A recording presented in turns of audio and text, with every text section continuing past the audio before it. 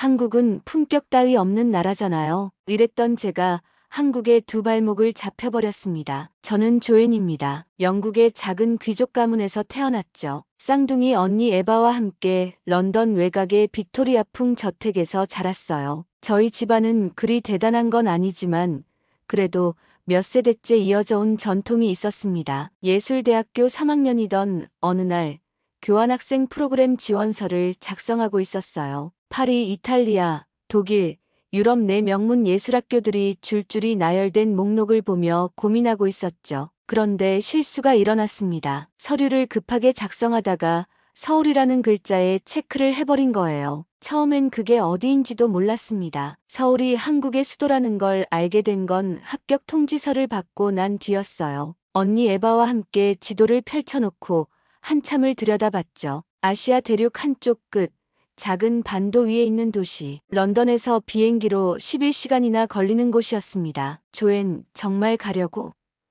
에바가 걱정스러운 표정으로 물었어요. 저도 솔직히 당황스러웠습니다. 런던을 떠나본 적이 거의 없었거든요. 가족 여행으로 프랑스나 스위스에 간 게 전부였죠. 하지만 이미 서류는 접수됐고 취소하기엔 너무 늦었어요. 게다가 뭔가 운명적인 느낌도 들었습니다. 평생 계획대로만 살아온 제가 처음으로 예상치 못한 선택을 하게 된 거니까요. 3개월 정도 민속 체험하고 오는 거겠지.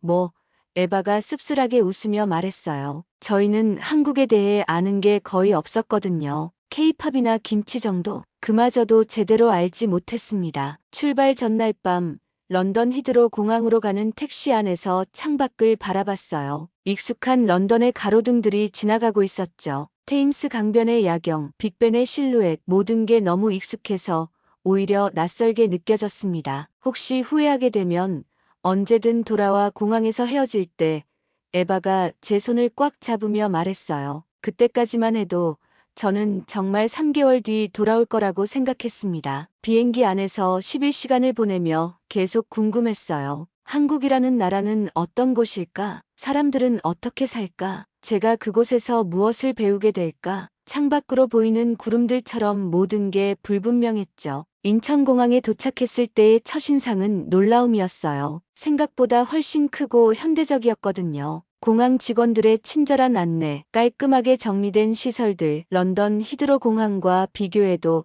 전혀 뒤지지 않았습니다. 그리고 지하철을 처음 탔을 때의 충격을 잊을 수 없어요. 런던 지하철은 오래되고 좁고 시끄러운 편인데 서울 지하철은 완전히 달랐거든요. 깨끗하고 조용하고 무엇보다 사람들이 질서정연했어요. 이 나라 의외로 정돈된 우아함이 있네. 지하철 좌석에 앉으며 혼잣말로 중얼거렸죠. 승객들은 대부분 조용히 앉아 있었고 음악을 듣거나 책을 읽고 있었어요. 런던에서는 지하철 안에서 큰 소리로 떠드는 사람들이 많았는데 여기는 달랐습니다. 처음 며칠은 모든 게 신기했어요. 한글로 된 간판들, 매운 음식 냄새, 빠르게 걸어가는 사람들. 하지만 무엇보다 놀라웠던 건 도시가 가진 은은한 품격이었어요. 화려하지 않지만 정돈되어 있고 시끄럽지 않지만 활기차고 런던과는 완전히 다른 매력이 있었습니다. 그날 밤 기숙사 침대에 누워 천장을 바라보며 생각했어요. 실수로 온 이 땅에서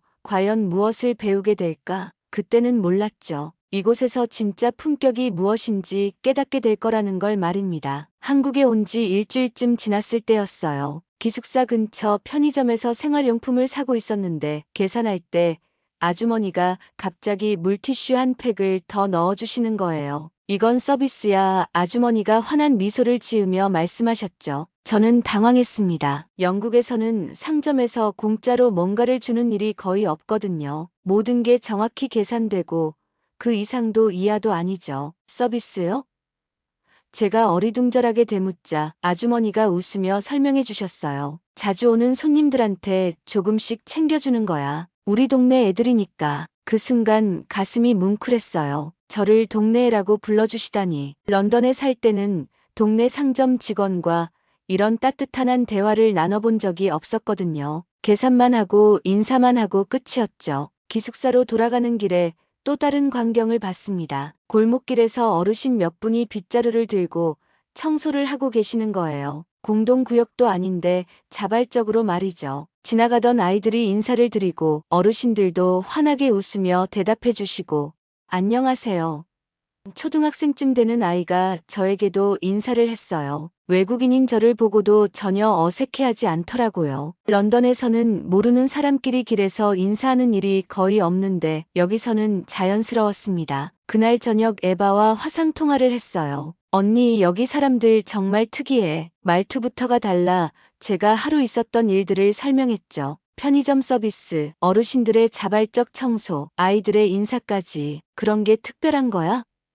에바가 의아해했어요. 저도 처음엔 그냥 문화 차이라고 생각했거든요. 하지만 며칠 더 지내보니 그게 아니었어요. 버스를 탈 때도 마찬가지였습니다. 할머니가 타시면 자연스럽게 자리를 양보하는 젊은이들, 아기를 안고 탄 엄마를 보면 조용히 자리를 비켜주는 사람들, 강요받아서가 아니라 자연스럽게 말이죠. 어느 날은 길에서 넘어진 할머니를 도와드리는 아저씨를 봤어요. 아무도 시키지 않았는데 묵묵히 도와드리고 괜찮은지 확인하고 조심히 가라고 인사까지 드리고 그 모습을 보며 깨달았습니다. 이건 단순한 문화 차이가 아니었어요. 이 사람들은 타인을 대하는 태도 자체가 달랐습니다. 위선적이지 않고 과시하려 하지도 않고 그냥 자연스럽게 배려하는 거예요. 런던에서 자란 저는 예의라는 걸 격식으로 배웠어요. 언제 인사해야 하고 어떤 단어를 써야 하고 어떤 제스처를 해야 하는지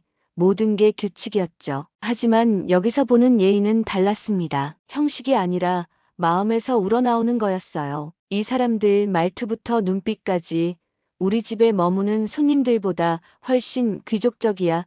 며칠 뒤 에바가 한국에 놀러와서 한 말이에요. 저도 완전히 동감했습니다. 런던의 상류층 파티에서 만나는 사람들은 겉으로는 완벽한 매너를 보여주지만 뭔가 계산적인 느낌이 들 때가 많았어요. 하지만 여기 사람들의 친절은 순수했습니다. 아무 조건 없이, 아무 대가 없이 베푸는 따뜻함이었죠. 마트에서 장을 볼 때도 그랬어요. 직원이 무거운 물건을 들어주고 조심히 가세요라고 인사해주고 작은 일 하나하나에 정성이 담겨 있었어요. 이런 게 진짜 품격이구나 싶었습니다. 하루는 길을 걷다가 생각했어요. 런던에서 배운 예의는 남에게 보이기 위한 것이었는데 여기서 보는 예의는 남을 위한 것이구나. 그 차이가 이렇게 클 줄 몰랐어요. 그날 밤 일기를 쓰며 적었습니다. 진짜 귀족은 혈통이 아니라 마음씨인 것 같다. 이곳 사람들에게서 배우고 있다. 한국에 온 지 한 달쯤 됐을 때 일이에요. 명동에서 인사동으로 가려다가 완전히 길을 잃었습니다. 구글맵을 봐도 헷갈리고 지하철 노선도를 봐도 어디서 갈아타야 할지 모르겠더라고요. 한참 헤매고 있는데 50대쯤 되는 아저씨가 다가오시는 거예요. 어디 가세요? 저는 외국인이라는 게 한눈에 보였을 텐데 자연스럽게 영어로 말을 걸어주셨어요. 인사동요 제가 대답하니까 아저씨가 고개를 끄덕이셨어요. 아, 이 길 아니에요. 저쪽으로 가야 해요. 그런데 그냥 방향만 가르쳐 주신 게 아니었어요. 제가 그쪽으로 가는 길이니까 함께 가요. 정말 놀랐습니다. 런던에서는 길을 물어봐도 대충 방향만 가르쳐 주는 게 보통인데 직접 데려다 준다고 하시다니 괜찮으세요? 멀지 않나요? 제가 걱정스럽게 물었어요. 멀지 않아요. 그리고 외국에서 온 손님인데 길 잃으면 안 되죠. 아저씨가 웃으며 말씀하셨어요. 그 한마디에 가슴이 따뜻해졌습니다. 손님이라고 불러주시다니. 10분쯤 걸으면서 아저씨가 이런저런 이야기를 해주셨어요. 인사동에 가면 뭘 보면 좋은지, 어느 찻집이 유명한지, 마치 오래된 친구처럼 자연스럽게 말이죠. 여기에요. 저 골목으로 들어가면 인사동 거리 나와요. 목적지에 도착해서 인사를 드리는데 아저씨가 마지막으로 한 말이 잊히지 않아요. 한국 여행 재미있게 하세요. 우리나라 사람들이 좀 시끄럽긴 하지만 나쁜 사람은 없어요. 그 겸손한 말투가 오히려 더 깊은 인상을 남겼습니다. 런던에서는 자국 문화를 자랑하는 사람들이 많은데 여기서는 오히려 겸손하게 소개하시더라고요. 인사동에서 전통 찻집에 들어갔는데 거기서도 비슷한 경험을 했어요. 메뉴를 고민하고 있으니까 사장님이 다가와서 처음 와보세요? 라고 물으시더라고요. 네, 영국에서 왔어요. 제가 대답하니까 사장님 얼굴이 환해지셨어요. 아이고, 먼 곳에서 오셨네요. 그럼 전통차부터 드셔보세요. 그냥 추천만 해주신 게 아니었어요. 찻잎의 종류, 우리는 방법, 마시는 법까지 자세히 설명해 주셨어요. 마치 차 문화 강의를 듣는 기분이었죠. 이 차는 좀 쓸 수 있어요. 이건 달콤해요. 여러 종류를 맛보게 해주시면서 제 취향을 파악해 주셨어요. 런던의 티샵에서는 이런 정성스러운 서비스를 받아본 적이 없었어요. 그날 저녁 기숙사로 돌아가는 길에 또 다른 일이 있었어요. 지하철역에서 나오는데 비가 갑자기 쏟아지기 시작한 거예요. 우산도 없고 완전히 난감한 상황이었죠. 그때 옆에 서 있던 대학생이 자기 우산을 기울여서 저까지 가려주는 거예요. 비 많이 와요. 어디까지 가세요? 자연스럽게 물어보시더라고요. 기숙사까지요. 제가 대답하니까 제가 그쪽으로 가는 길이에요 라고 하시면서 함께 걸어주셨어요. 나중에 알고 보니 완전히 반대 방향이었는데도 말이죠. 왜 거짓말을 하셨어요?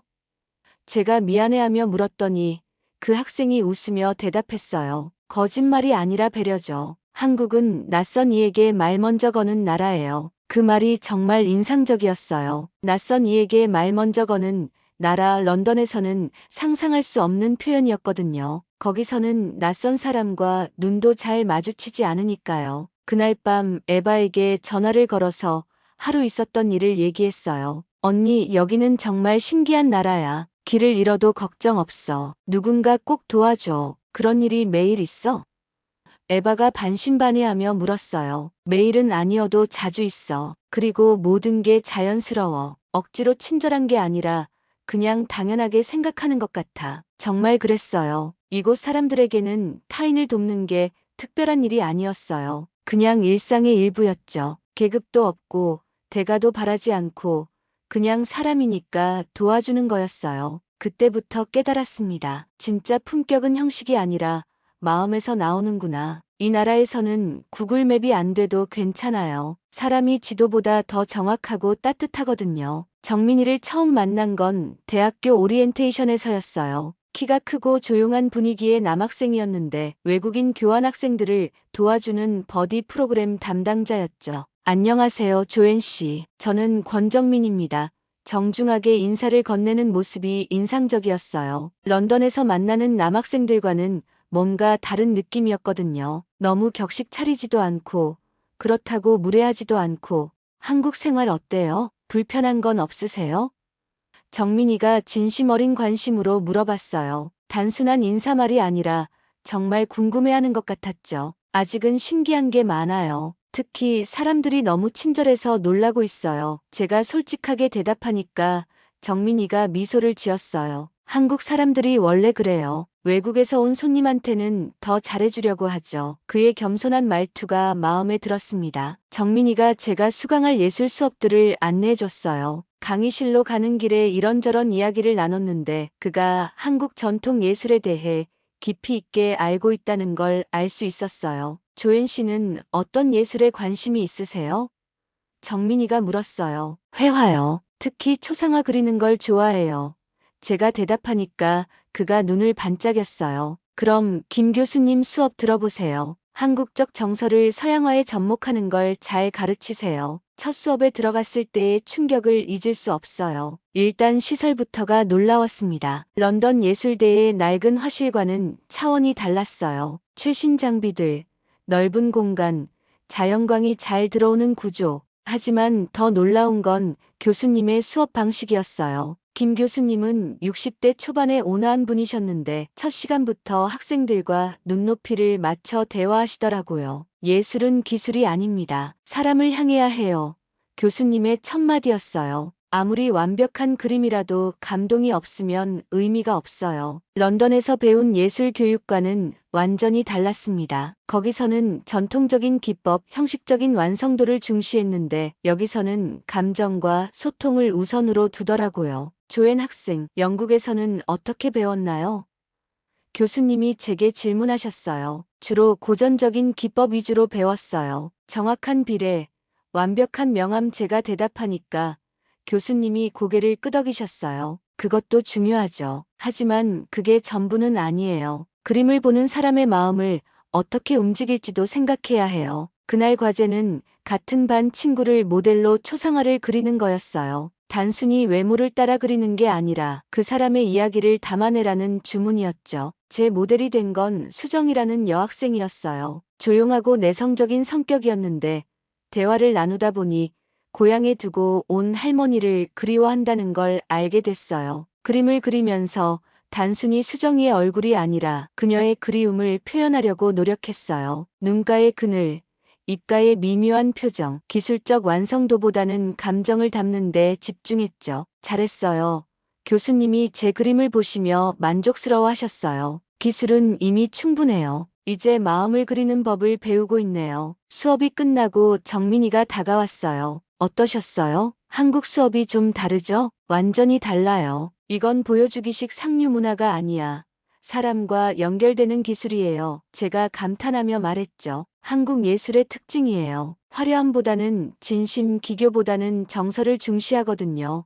정민이가 설명해줬어요. 그날 저녁 스케치북을 들고 캠퍼스를 돌아다니며 여러 장면들을 그렸어요. 벤치에서 공부하는 학생들, 잔디밭에서 도시락을 먹는 친구들, 산책하는 교수님들, 모든 장면이 그림이 될 만했어요. 런던에서는 주로 정물이나 풍경을 그렸는데 여기서는 사람들의 일상이 더 매력적으로 보였어요. 자연스럽고 꾸밈 없는 모습들이 오히려 더 아름다웠죠. 예술은 삶 속에 있는 거구나.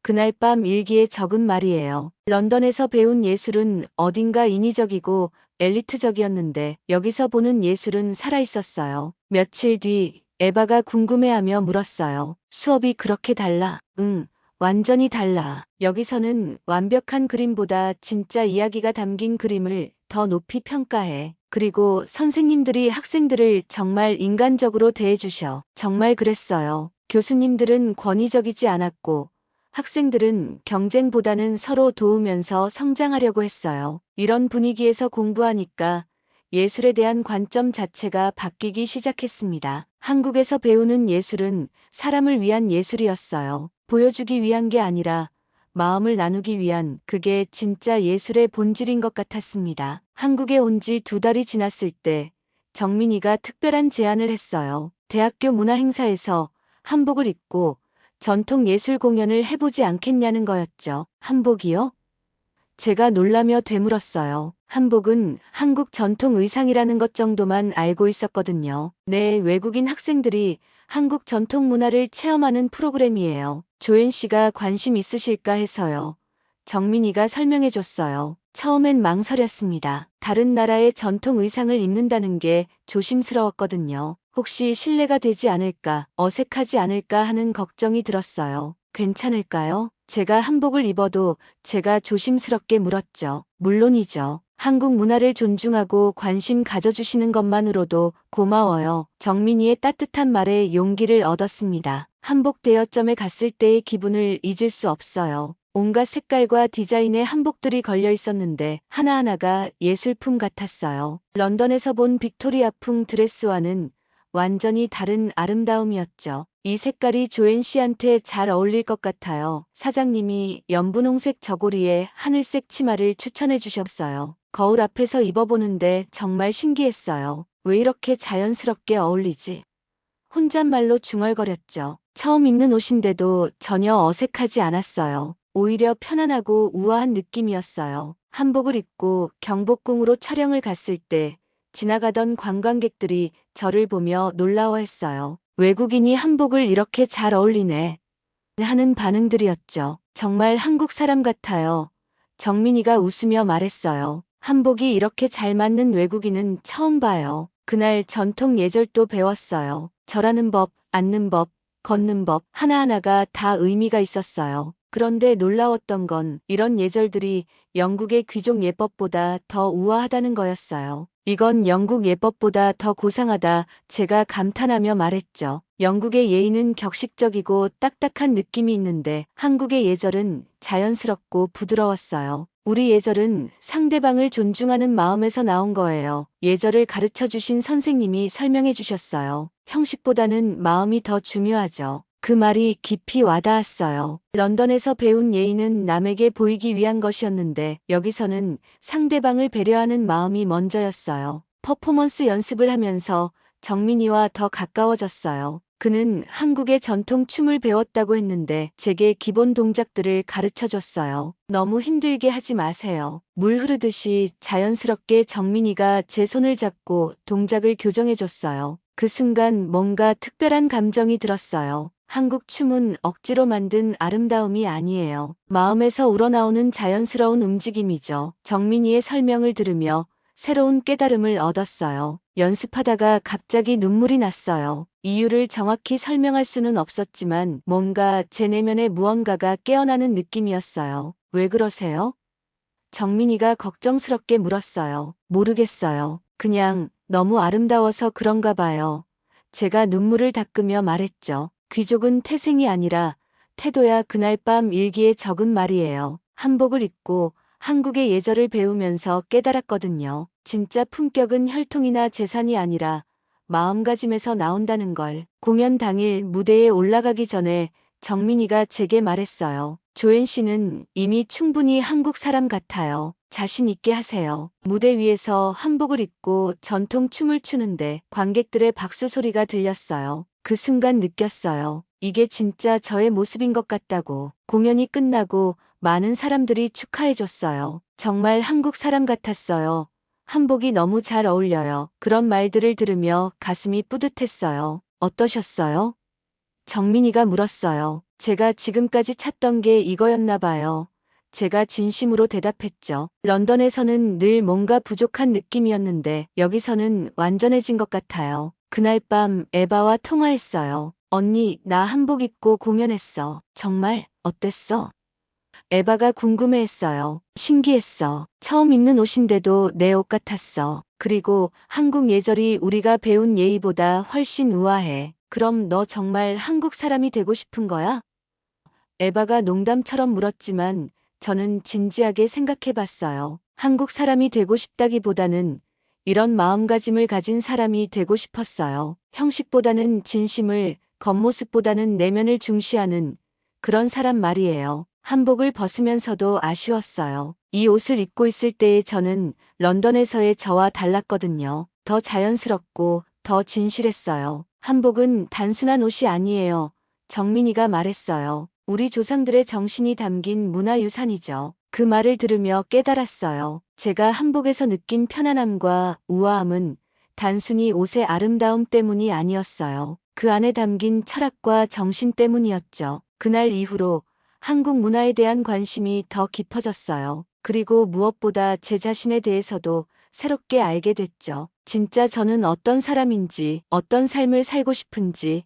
학기가 끝나면서 에바가 저를 보러 한국에 왔어요. 3개월 동안 혼자 있었던 제 모습을 보고 정말 놀라더라고요. 조엔, 너 완전히 달라졌어. 에바가 인천공항에서 저와 만나자마자 한 말이에요. 표정부터가 다르네. 그래, 어떻게? 제가 궁금해하며 물었어요. 더 편안해 보여. 런던에 있을 때는 항상 뭔가에 쫓기는 것 같았는데 지금은 여유로워 보여.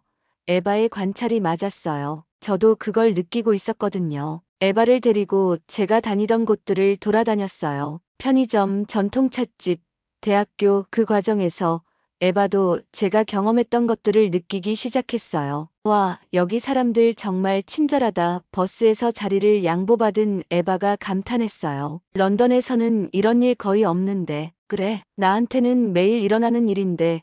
제가 자연스럽게 대답했더니 에바가 놀라더라고요. 너 정말 여기 사람 다 됐네. 말투도 바뀌고. 한 주 정도 함께 지내면서 에바도 한국의 매력을 느꼈어요. 특히 사람들의 따뜻함에 많이 놀라워했죠. 하지만 귀국일이 다가오면서 저는 점점 우울해졌어요. 정말 돌아가야 해?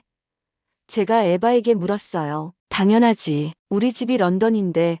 에바가 당연하다는 듯이 대답했어요. 엄마 아빠도 기다리고 계시고. 공항으로 가는 길에 제 마음은 복잡했어요. 3개월 전에는 빨리 런던으로 돌아가고 싶었는데 이제는 떠나기가 싫었거든요. 다시 올 거야? 정민이가 공항에서 헤어질 때 물었어요. 모르겠어요. 아마 돌아올 것 같아요. 제가 애매하게 대답했죠. 그때는 정말 확신이 없었어요. 런던에 도착했을 때의 기분을 잊을 수 없어요. 히드로 공항에 내리는 순간 우리 동네가 이렇게 차갑게 느껴졌었나? 하는 생각이 들었어요. 지하철을 탔는데 정말 충격이었어요. 사람들이 서로 눈도 마주치지 않고 표정도 딱딱하고 한국에서 경험했던 따뜻함과는 너무 달랐거든요. 더 충격적인 일이 있었어요. 지하철에서 아이가 넘어졌는데 아무도 도와주지 않는 거예요. 모두 못 본 척하고 지나가더라고요. 저는 당연히 달려가서 아이를 일으켜 세웠죠. 괜찮니? 제가 영어로 물었는데 아이 엄마가 고맙다는 인사도 없이 그냥 지나가더라고요. 한국에서라면 상상할 수 없는 일이었어요. 집에 도착해서 가족들과 저녁을 먹는데도 이상했어요. 다들 각자 할 일만 하고 대화도 형식적이고 한국에서 경험했던 정겨운 분위기와는 거리가 멀었어요. 한국은 어땠니? 아버지가 무심하게 물으셨어요. 좋았어요. 제가 간단히 대답했더니 더 이상 관심을 보이지 않으시더라고요. 한국에서라면 어떤 점이 좋았는지, 무엇을 배웠는지 자세히 물어봤을 텐데 며칠 지나서 에바가 제게 털어놨어요. 조엔, 나도 런던이 좀 이상해. 한국 다녀온 후로. 어떻게? 제가 물었어요. 여긴 다들 말은 예의 바른데 정이 없어. 한국에서는 처음 보는 사람도 진심으로 대해줬는데 여기서는 친구들도 어딘가 거리감이 있어. 에바의 말에 완전히 공감했어요. 런던의 예의는 형식적이었어요. 제대로 된 단어를 쓰고 적절한 톤으로 말하지만 그 안에 진심은 없었죠. 상류층 모임에 나갔을 때도 마찬가지였어요. 모두들 완벽한 매너를 보여주지만 뭔가 계산적이고 인위적인 느낌이었어요. 한국에서 만났던 사람들의 자연스러운 친절과는 완전히 달랐죠. 아, 이게 문화 충격이구나. 그때 깨달았어요. 보통 외국에 나가서 느끼는 게 문화 충격인데 저는 고향에 돌아와서 느끼고 있었어요. 친구들과 만났을 때도 별로였어요. 다들 자기 자랑, 가족 자랑에만 바빴어요. 서로에 대한 진짜 관심은 없고 그냥 사교적인 대화만 이어갔죠. 한국은 어땠어? 친구가 물었는데 제가 설명하기 시작하니까 금세 지루해 하더라고요. 그래, 좋았겠네 하면서 화제를 바꿔버렸어요. 그날 밤 침대에 누워서 생각했어요. 한국에서는 매일매일이 새로웠는데 여기서는 모든 게 예측 가능하고 재미없었어요. 안전하긴 하지만 활력이 없었죠. 나 진짜 한국이 그리워. 에바에게 고백했어요. 나도 그래. 특히 사람들이 그리워. 진짜 마음으로 대해주는 그런 사람들. 에바도 같은 마음이었어요. 한국에 있을 때는 몰랐는데 런던에 돌아와서야 깨달았어요. 진짜 품격은 형식이 아니라 마음에서 나온다는 걸. 한국 사람들이 가진 따뜻함이 얼마나 소중한 건지. 런던의 차가운 바람이 유독 매섭게 느껴졌어요. 날씨만 차가운 게 아니라 사람들의 마음도 차가웠거든요. 그때 결심했어요. 다시 한국으로 돌아가야겠다고. 런던에서 한 달을 보낸 후 저는 인생에서 가장 중요한 결정을 내렸어요. 다시 한국으로 돌아가기로 한 거죠. 정말? 에바가 놀라며 물었어요. 영원히? 모르겠어. 하지만 지금 당장은 한국에서 살고 싶어.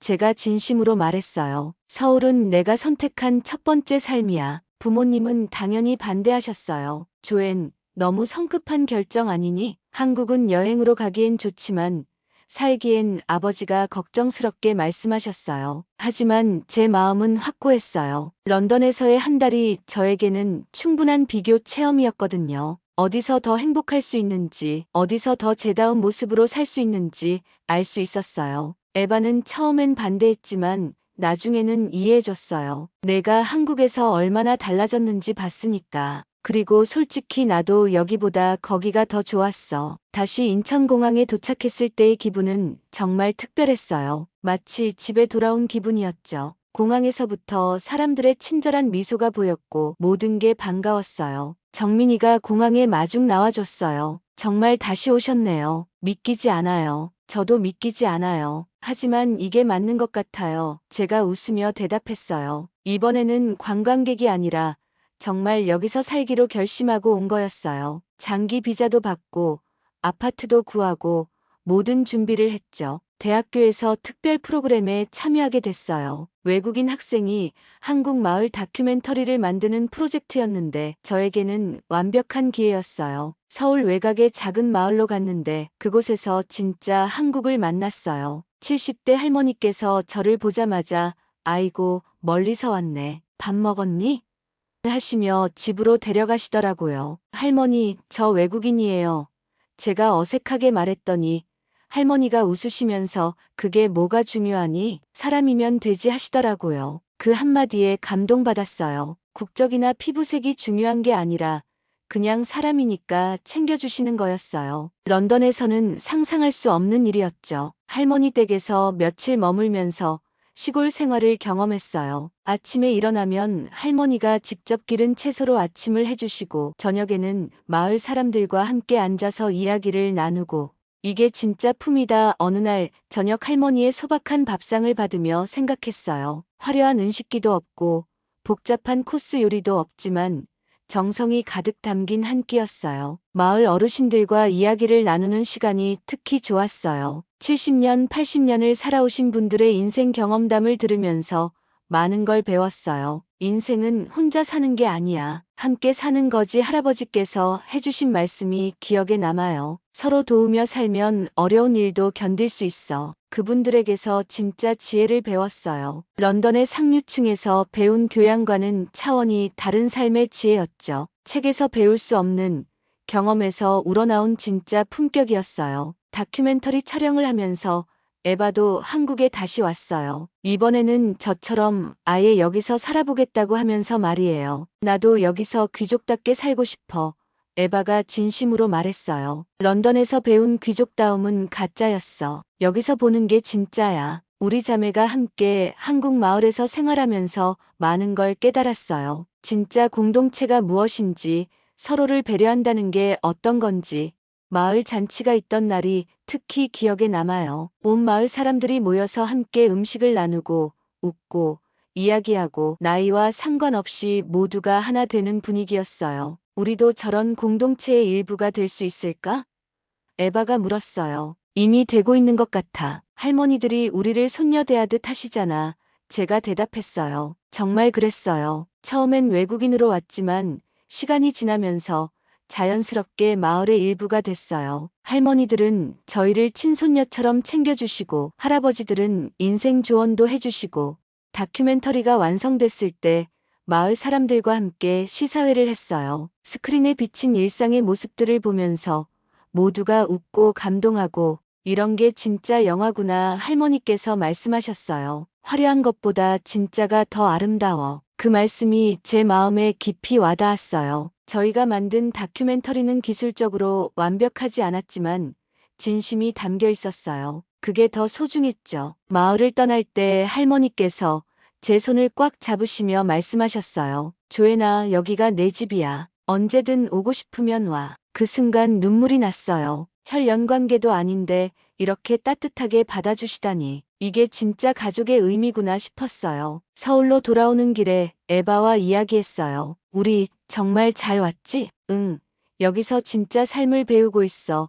에바가 고개를 끄덕였어요. 그날 밤 정민이와 함께 한강을 걸으면서 말했어요. 저 이제 정말 한국 사람이 된 것 같아요. 조엔 씨는 처음부터 한국 사람 같았어요. 마음이 한국 사람이었으니까 정민이의 말에 가슴이 따뜻해졌어요. 런던을 떠나온 게 아니라 진짜 제 자신을 찾아온 거라는 생각이 들었어요. 이곳에서 저는 더 진실하고 더 따뜻하고 더 인간적인 사람이 될 수 있었거든요. 한국에서의 생활이 1년을 넘어가면서 저희 자매의 이야기가 알려지기 시작했어요. 영국 귀족 가문 출신이 한국에 정착해서 전통 문화를 배우며 사는 모습이 화제가 된 거죠. 처음에는 그냥 개인적인 경험이라고 생각했는데 저희가 만든 마을 다큐멘터리가 문화공모전에서 대상을 받게 됐어요. 제목은 귀족 출신이 본 한국의 일상 품격이었죠. 시상식에서 인터뷰를 요청받았을 때 떨렸어요. 하지만 제가 느낀 진심을 그대로 전하고 싶었어요. 한국에 온 지 1년이 넘었는데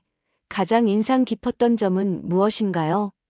기자가 물었어요. 사람들의 마음가짐이에요. 제가 진심으로 대답했어요. 런던에서 배운 건 격식이었고 서울에서 배운 건 배려였습니다. 그 인터뷰가 방송되면서 반응이 뜨거웠어요. 특히 제가 한 말 중에 진짜 귀족은 혈통이 아니라 마음씨라는 부분이 많이 회자됐죠. 한국 외교부에서 연락이 왔어요. 문화 홍보대사를 해달라는 제안이었어요. 처음에는 제가 외국인인데 괜찮을까 싶었지만 오히려 그래서 더 의미 있다고 하시더라고요. 외국인의 시각에서 본 한국 문화의 가치를 알리는 게 중요해요. 외교부 담당자가 설명해줬어요. 특히 조엔 씨처럼 다른 문화와 비교해서 설명할 수 있는 분이 필요했어요. 홍보대사 위촉식에서 한제 연설이 기억에 남아요. 저는 영국에서 태어났지만 한국에서 진짜 품격을 배웠습니다. 여기서 배운 건 형식이 아니라 진심이었어요. 그 후로 여러 행사에서 한국 문화를 소개하는 일을 하게 됐어요. 외국인 관광객들을 대상으로 한 문화체험 프로그램에도 참여했죠. 한국의 예의는 다른 나라와 어떻게 다른가요? 어느 날 독일에서 온 관광객이 물었어요. 다른 나라의 예의는 규칙이에요. 하지만 한국의 예의는 배려예요.